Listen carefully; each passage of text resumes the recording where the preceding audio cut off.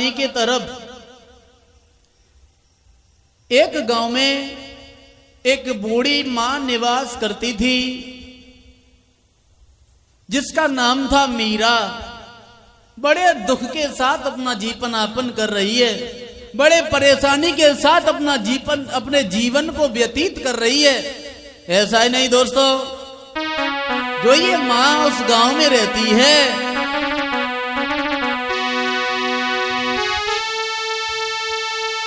तो यार किसी गांव की बात सुना मेरे भ्रात सकल नर नारी, और मीरा नाम की नारी रे आफत की मैया मारी।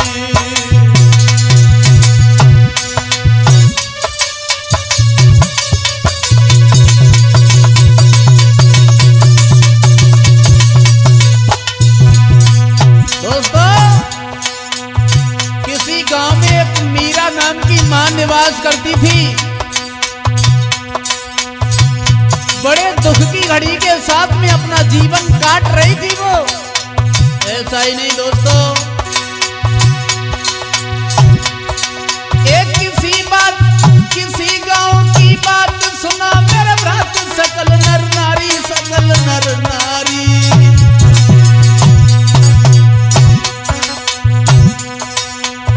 मीरा नाम की नारी रे आफत की मैया मारी, अरे मीरा नाम की नारी रे आफत की मैया मारी।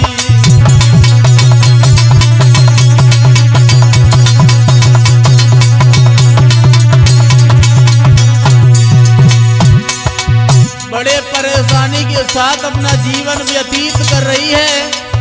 ऐसा ही नहीं दोस्तों, जय दुख विधना ने दयो छीन सब लयो, विपतिया डारी, विपतिया डारी।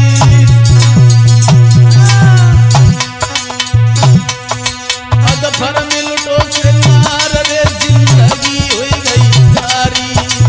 मंजू भैया, अदफर में लुटो श्रृंगार रे जिंदगी हुई गई कारी।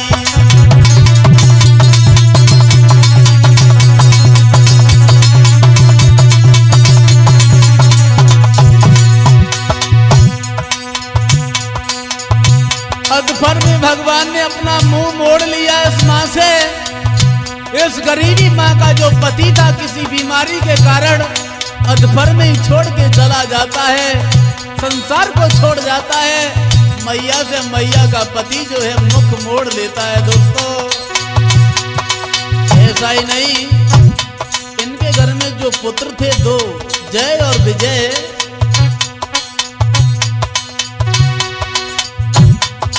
ये नहीं है पैसा पास नहीं कोई खास दुखी अति भारी।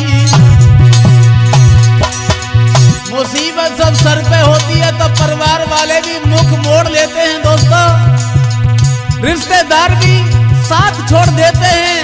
ऐसा ही नहीं, ये ना है पैसा पास नहीं कोई खास दुखी अति भारी, दुखी अति भारी। मजदूरी मैया कर रही है ना संग रहे परिवारी, मजदूरी मैया कर रही है ना संग दे परिवारी।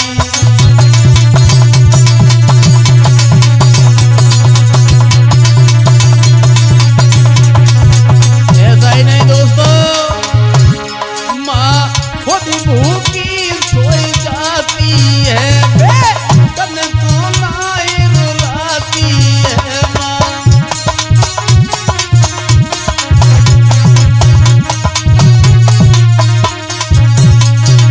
अरे माँ खुद भूखी सोई जाती है, तन को नाई रुलाती है माँ।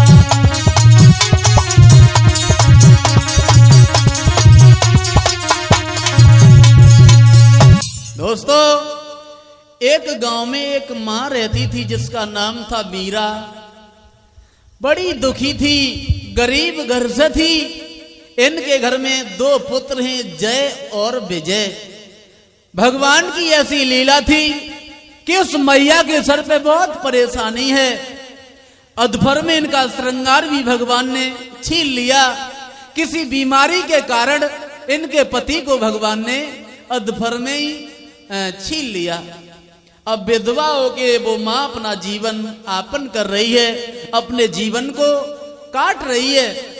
धीरे धीरे समय बीत रहा है दोस्तों। वहां जय और विजय जो थे वो धीरे धीरे सयाने हो रहे हैं। मेहनत मजदूरी करके वो मैया अपने पुत्रों को पाल रही है और अपना भी जीवन काट रही है पुत्रों के साथ। धीरे धीरे जब समय बीता है, मेहनत मजदूरी करने के बाद अपने दोनों बालकों को पालन पोषण करके जब सयाना कर लिया, तो एक दिन हुआ ऐसा दोस्तों, वहां अरे कछु समय के बाद रे जय विजय ने बात बताई।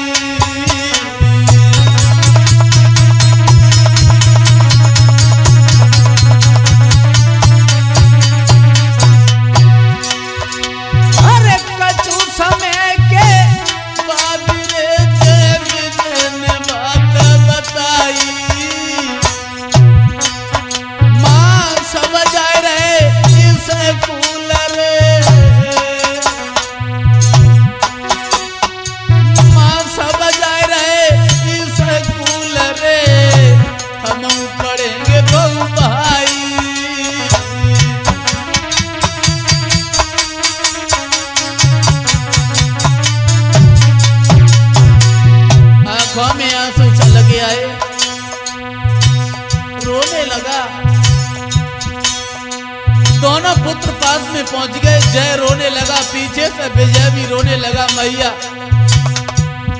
गांव के सभी बच्चे पढ़ने जाते हैं स्कूल में और उन्हें देखते हैं तो मेरा भी मन होता है पढ़ने के लिए, क्योंकि मैं अब सयाने हो गए, पढ़ने के लायक हो गए। देखो ना मैया, हम भी पढ़ेंगे। जब ये बात सुनी, आंखों से आंसू छलक गया। मैया रोने लगी, हे विधाता,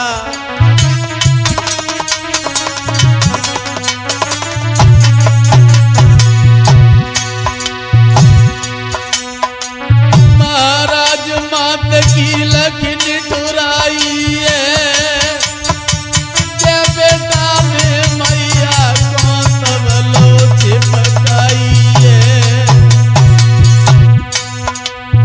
मैया को व्याकुल होता हुआ देखा। बड़े पुत्र जय ने भाग के मैया को छाती से लगा लिया। मैया रो नहीं, क्योंकि तुम रोगी तो मैं भी रोने लगेंगे। माँ मत रो। बोला,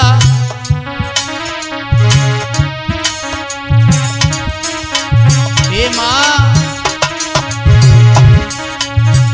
मैया हम भी मेहनत करें, ललाई अपने को पढ़ाए लिए।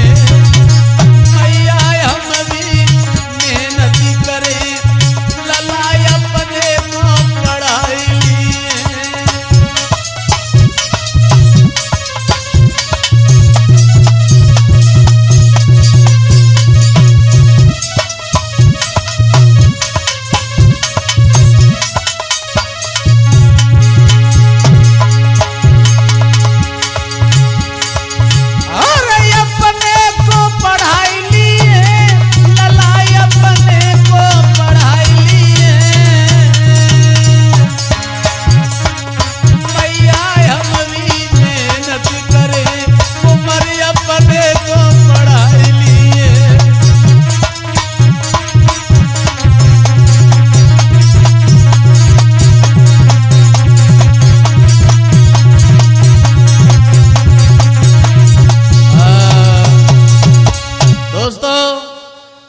दुखुआरी माँ रो रही है आंगन में।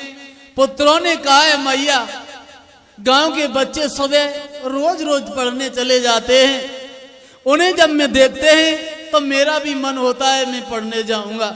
मैया मैं भी पढ़ने जाऊंगा, हमें घर पे अच्छा नहीं लगता है। और जब ये अपने बच्चों के मुंह से सुना है तो आज वो माँ की आंखों में आंसू निकले आए। वहीं पे बैठ गई, घुटनों पे सर रख लिया, फूट फूट के रोने लगी। परमात्मा कैसी ये लीला बनाई है कैसी मेरी ये जिंदगी बनाई है। आज मेरे पास इतना पैसा नहीं है, इतनी दौलत नहीं है जो अपने बच्चों को अच्छे से पढ़ा सके। मेरे पास इतना पैसा नहीं है जो मैं अपने बच्चों का पेट भर के भोजन खिला सके। अब बुरी तरह से वो मैया रो रही है, फूट फूट के बुरा हाल है दोस्तों वहां। ऐसा ही नहीं, ये समय जो होता है, देखो समय का चक्कर है मंजू भैया। किसी के पास इतनी दौलत है कि समय नहीं है कि गिन सके। बिन से पूछो भैया कितना पैसा है तुम्हारे पास में, बोले पता ही नहीं कितना पैसा है।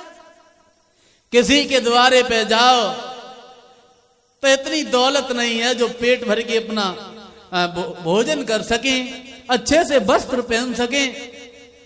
कैसी लीला बनाई है भगवान ने, कहना है क्या लीला है परमेश्वर की। मंजू भैया क्या लीला है परमेश्वर की, ये नहीं समझ में आई है।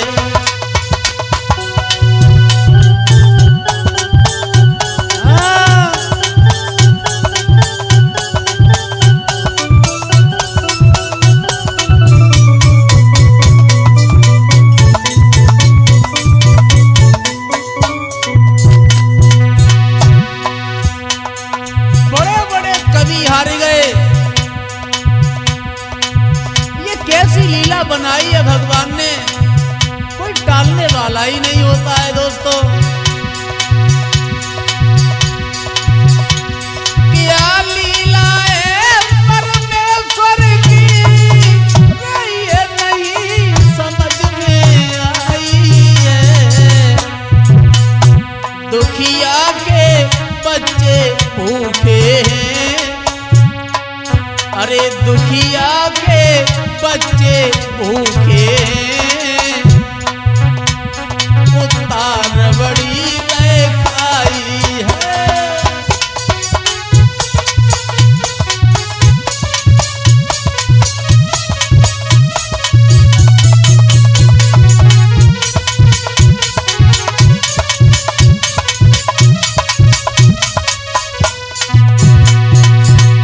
कैसी लीला बनाई है परमात्मा।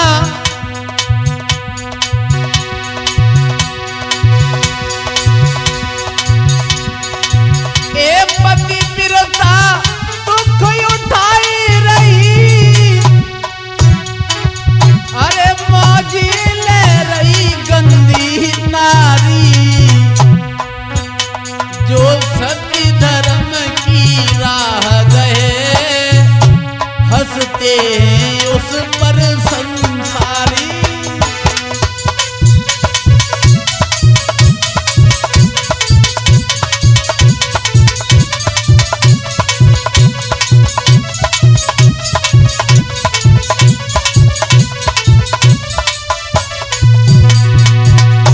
सत्य पे चलता है, जो सत्य पे टिका हुआ है, लोग उसकी मजाक कर रहे हैं।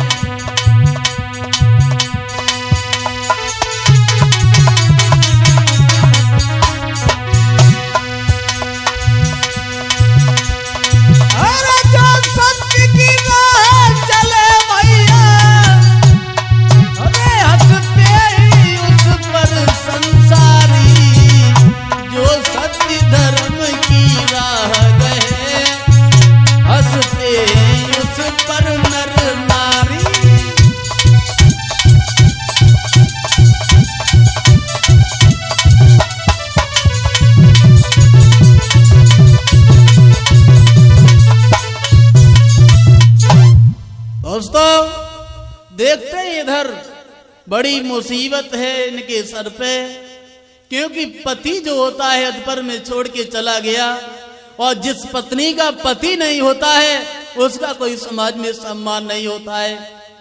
रो रही है वो मैया, विचार करने लगी, हे परमात्मा अपने बच्चों को कैसे पढ़ाएं, मेरे पास तो कुछ नहीं है, अरे पेट भरने के लिए भोजन भी नहीं है, बच्चों को कैसे पढ़ाएंगे। कौन सी भूल बन गई जो मेरे पति को तुमने छीन लिया।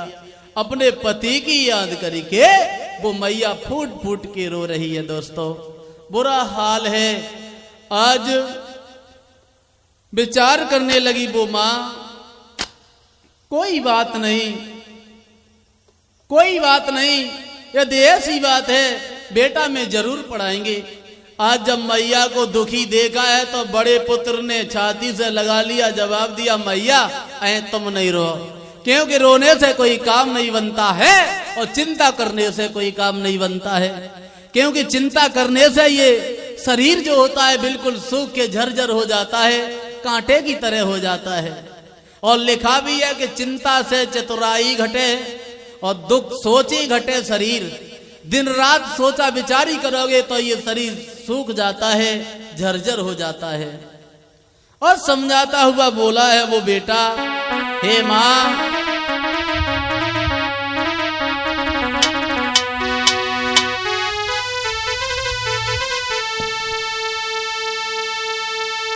आ रही है चिंता बड़ी चिंता से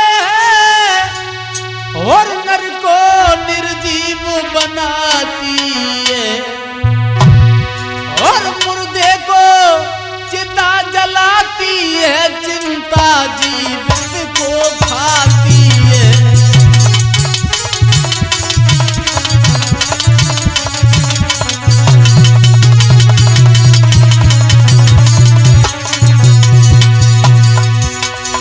ने अपनी मैया को छाती से लगा लिया, जवाब दिया मैया रो नहीं।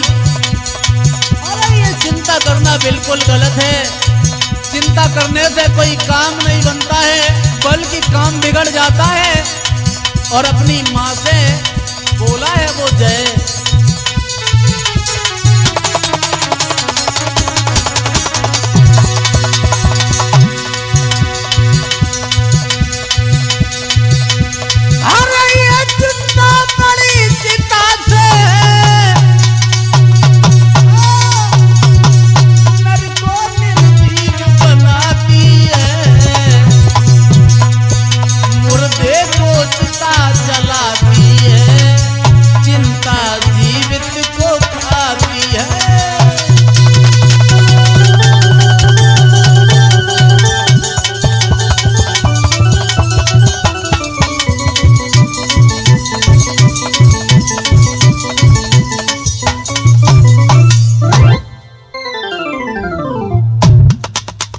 छाती से चुपका लिया। मैया तुम काहे को रो रही हो? अरे रोने से कोई काम थोड़ी बनता है। रोना धोना बंद करो और हम भी तुम्हारे साथ में मेहनत करेंगे, मजदूरी करेंगे, लेकिन छोटे भैया विजय को जरूर पढ़ाएंगे, चाहे कुछ भी करना पड़े। आज साथियों बड़े भैया जय और इनकी मैया मीरा ने बहुत मेहनत मजदूरी की है अपने छोटे पुत्र विजय को पढ़ाने के लिए एक कॉलेज में। अब वो विजय जो थे पढ़ने जाने लगे, रोजाना पढ़ने जाते हैं। ये विजय जो थे पढ़ने तो जाते हैं दोस्तों। धीरे धीरे पढ़ाई खत्म हुई, थोड़े सयाने भय, समझदार भय, शादी के लायक भय। लेकिन हुआ ऐसा विधि का विधान, ये विजय जो थे जैने और इनकी मां ने बहुत मेहनत करी। मेहनत करने के बाद मां साहब अब जय भी मेहनत करे और ब्रात को खूब पढ़ाई होए।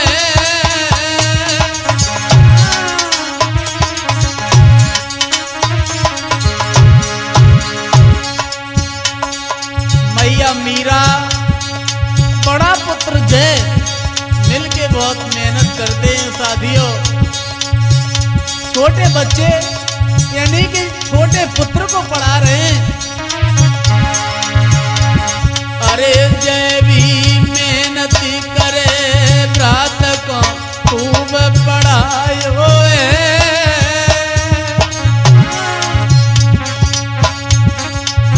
सियानो विजय जब भरो फौज भरती सियानो विजय ओ आई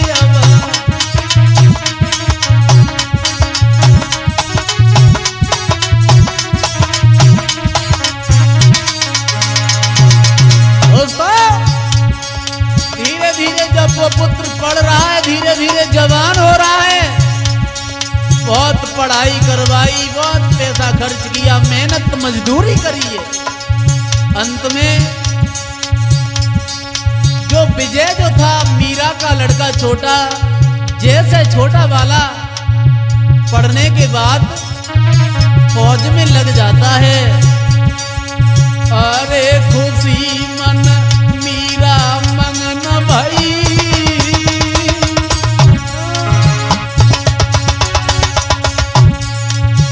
मंजू भैया बहुत खुश हो रही है वो मीरा माँ। अरे खुशी मन मीरा मंगन भाई,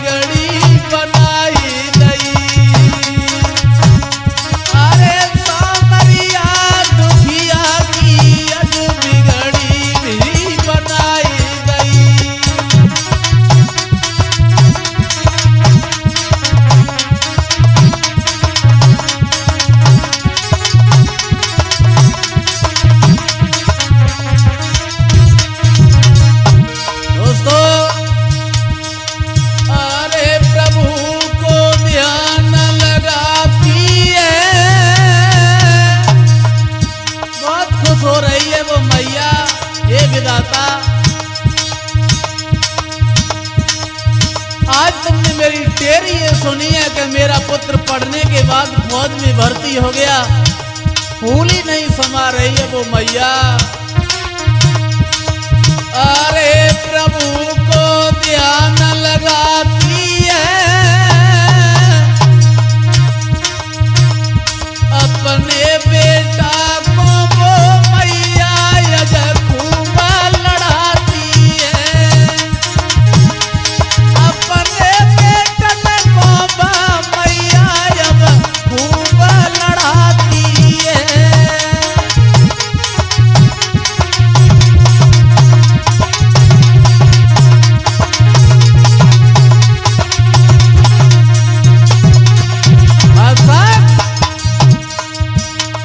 दोनों पुत्रों से बहुत लाड़ करती है।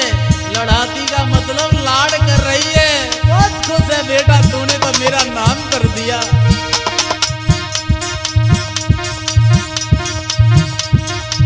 अरे अपने बेटन को मैया यज खूब लड़ाती है। भैया अपने बेटन को मैया यज खूब लड़ाती है।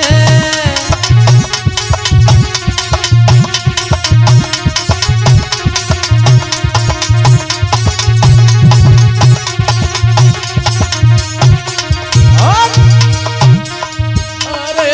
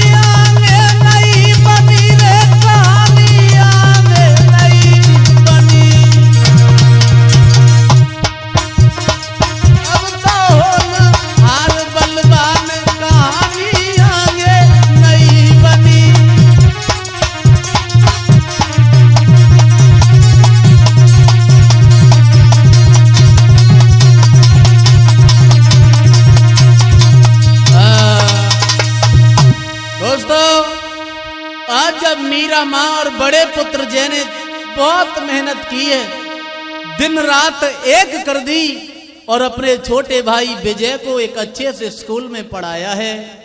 पढ़ाने के बाद कहानी यहां तक आ जाती है मां साहब, आज पढ़ने के बाद में वो विजय जो था फौज में भर्ती हो जाता है। दोस्तों ऐसा ही नहीं, फौज में भर्ती होने के बाद कहानी बदल जाती है। यहां से साथियों हुआ ऐसा, अरे ट्रेनिंग करके विजय ब्रात जब मैया ढेंग आयो,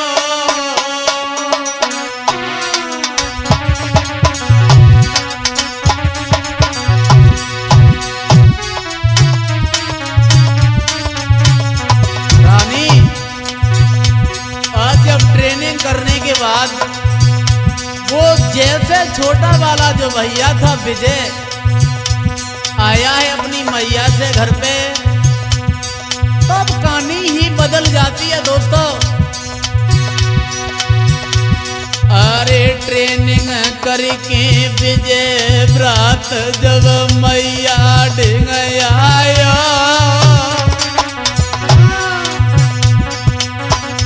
तब छाई खुशी अपार मात ने कंठ से छिपकायो, तब छाई खुशी अपार मात ने हृदय से चुपकायो।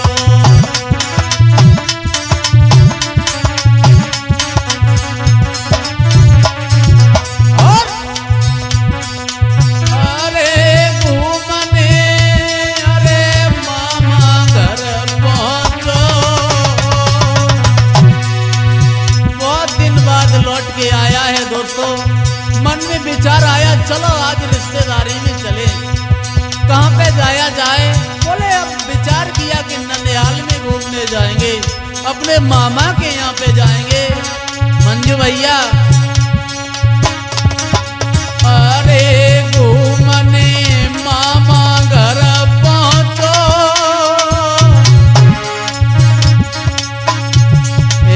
जोवन में भरपूर जवान वो 7 फुटा ऊंचो है, जोवन में भरपूर जवान वो 7 फुटा ऊंचो।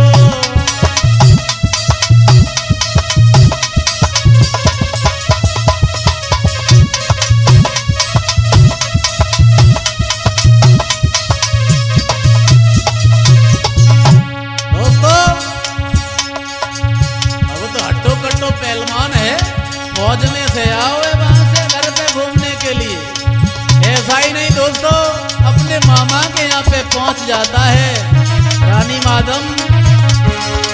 अरे छवि जगी चंद्रमायु, दोस्तों बहुत सुंदर है।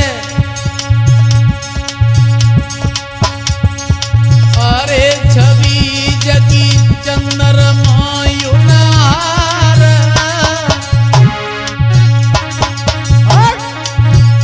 एक लबी नाम की लड़की की सूरत पे हुई गो है बलियार, एक लबी नाम की बिटिया पे बुता।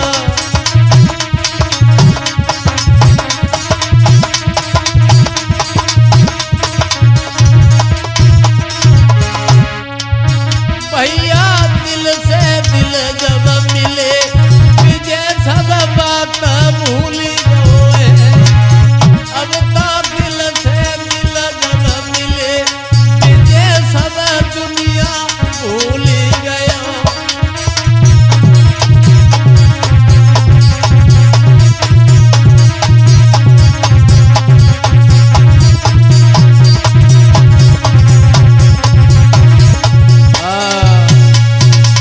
दोस्तों आज वो जब फौज का जवान जो ये विजय घर पे आया, बोला मैया आज तो मैं अपने ननिहाल घूमने जाएंगे।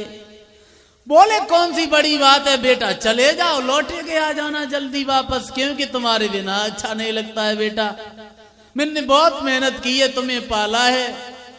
अब जो विजय था दोस्तों घूमने के लिए जाता है अपनी ननिहाल, लेकिन वहां पे जाने के बाद में एक कहानी बन जाती है दूसरी। कौन सी कहानी? वहां पे एक लड़की को देखा, लवी जिसका नाम है। उस लवी नाम की लड़की को जैसे ही निहारा इस विजय ने, तो चेहरा पे चकोर हो गया, आंखें पलक चलाने का ध्यान भूल गया और विचार करने लगा वहां।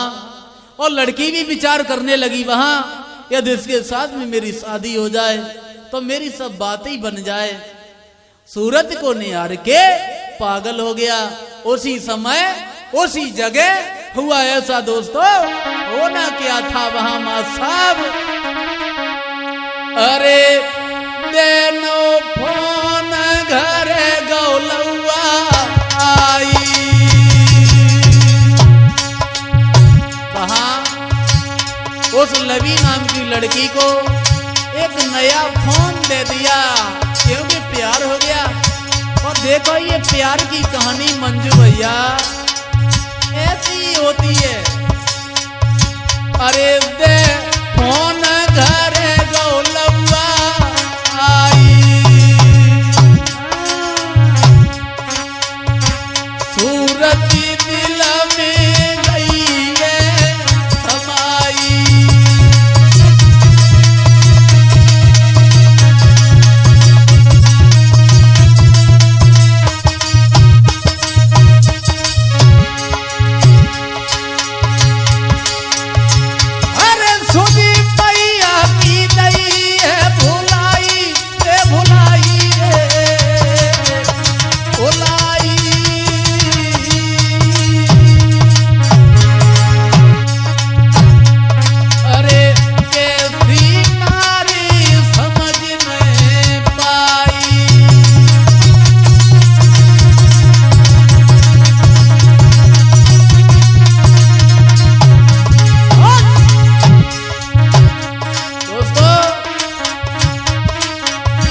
इतना गाढ़ा प्यार हो जाता है दोनों में वहां।